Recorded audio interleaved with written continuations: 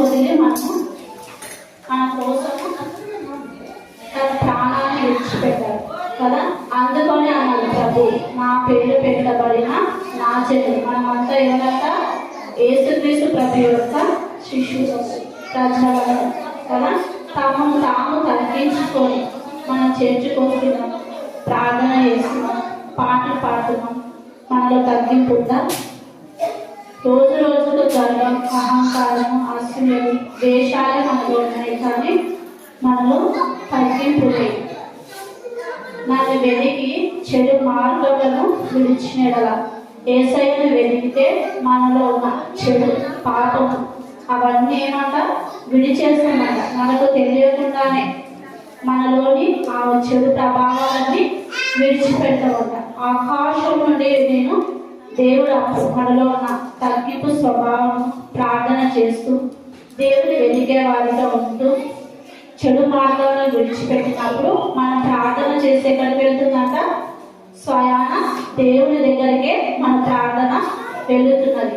మన పాపాలను క్షమించి మన దేశంలో కదా, మన దేశంలో కరువు చాలా ఉంది.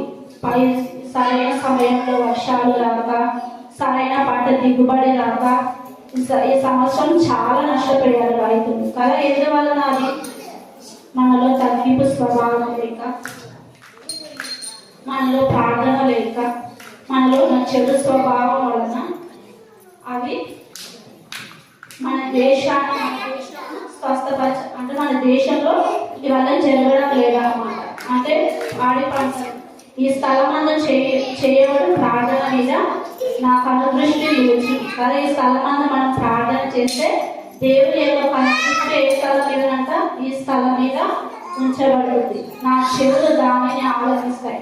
దేవునికి ప్రార్థన చేస్తే ఈ స్థలమందు నా కనుదృష్టి అంటే దేవుని యొక్క దృష్టి స్థలమందు నిలిచి నా చెవులు అంట దేవుని యొక్క చెవులు దానిని మనం చేసే ప్రార్థన దేవుడు వింటాడంట.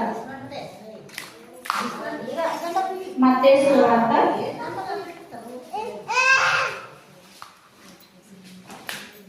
8వ అధ్యాయం 5 నుంచి 10.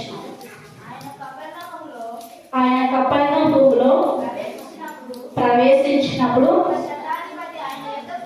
ఒక శతాధిపతి ఆయన యొద్దకు వచ్చి, ప్రభువా,